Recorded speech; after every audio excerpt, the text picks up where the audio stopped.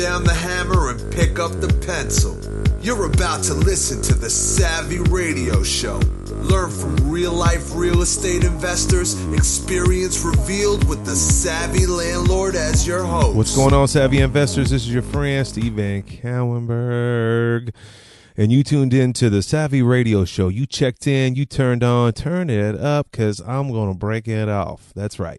I get excited when someone sends me a question. And there is no bad questions. Every question is a good question because it makes our minds move in that direction, good or bad, but it makes us analyze, reflect, and come up with a solution. And that's what it is. We are savvy investors coming up with solutions. What's your solution? You have a need. You need to sell, and I have a solution. I am buying. So you should start training your mind to ask more questions. When you ask more questions, you get natural answers. With those answers, you get solutions. It's that simple. Yeah, right. Anyway, here's the question. This is from a man, Tracy. He says, tenant moved out, did not tell the owner, rent was paid, notice served. Okay, so these are commas here. Tenant moved out, did not tell the owner, comma, rent was paid, notice served, but apparently she gave her keys to people living there now. So are they squatters?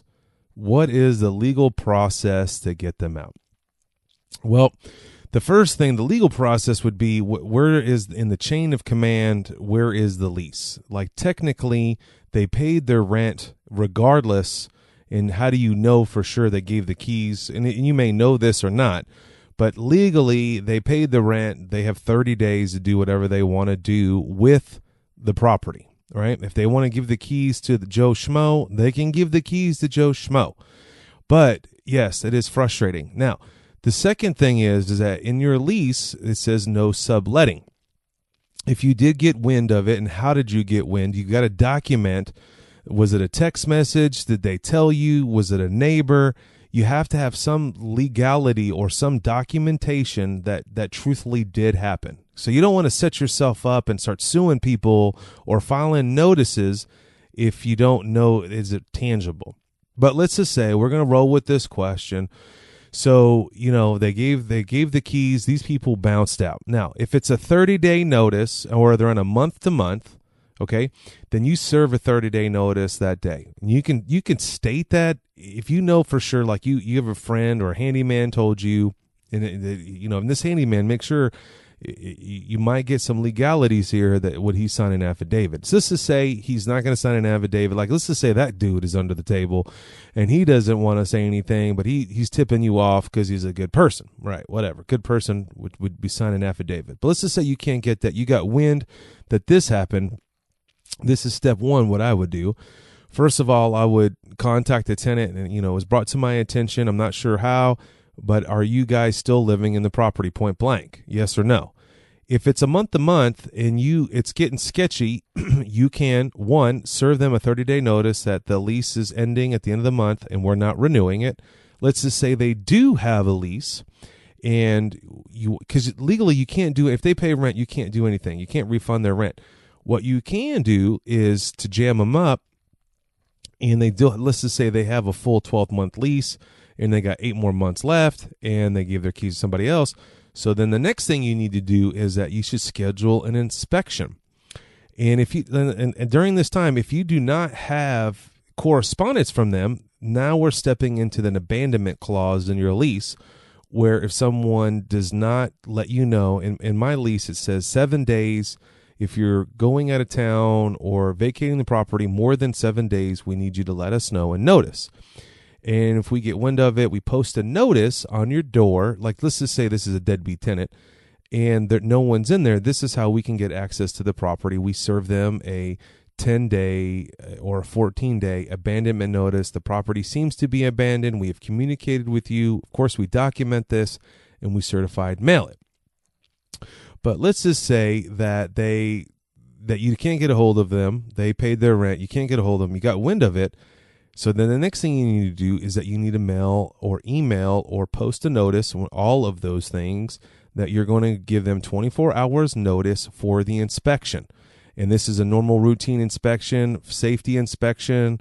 You can call it an insurance inspection, a roof inspection, a plumbing inspection, an inspection in general. Whatever the case may be, you post that notice. Now you got 24 hours to enter the property. Now, if they're deadbeats, they may run away. If they're drug addicts, they may disappear.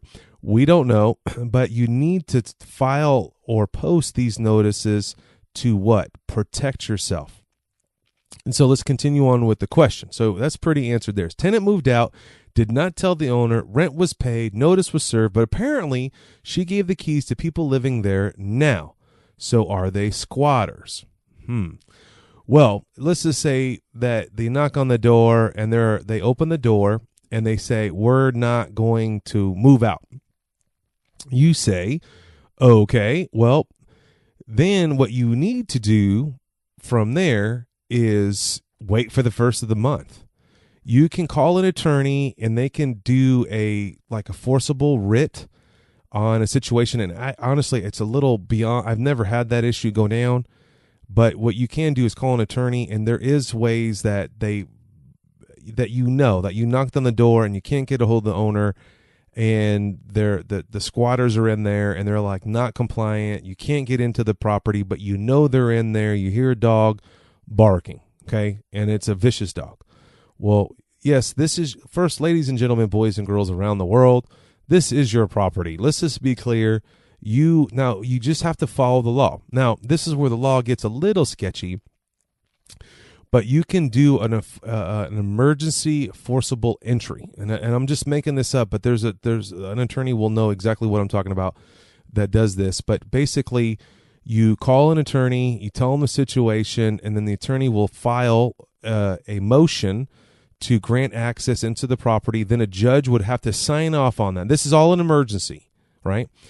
And then the emergency is that you feel that the building is being damaged, the property is being damaged, and we need to have access into the property. Now remember, when you go to this attorney, you posted a 24-hour notice, you've contacted him, you have text messages, you've done all this process, then you've gone to an attorney. Now the attorney will file, and then he'll get the judge to sign off on it, and then you can hire a sheriff to knock on the door, put a 48-hour notice on the door, and all that would probably cost a couple $100s in Oklahoma City. Now, or you could just monitor the property. At the first of the month, you can serve them a notice that to all occupants, this is eviction, that for non-payment of rent, we're not accepting rent, you need to move out. You can do it that way. That's without an attorney. Now, here's the thing. If there's someone living in the property, you might want to ask yourself, are they paying tenants? Are they qualified tenants? And if they are, great. Just get them into your program. If they're not, kind of be an irritator, be involved, put notices on the door, big notices in red. It says lease violation, call the office. That's one of my favorite notices I used to post on doors. Lease real big. You can see it from the street. It said lease notification. Call the office, 405 blank, blank, blank. Anyway, so I don't know if that was an accurate answer, but again, I want to hear today at the Savvy Radio Show, bingbang.com. We're here to empower you, landlords, investors, and alike. This is your property.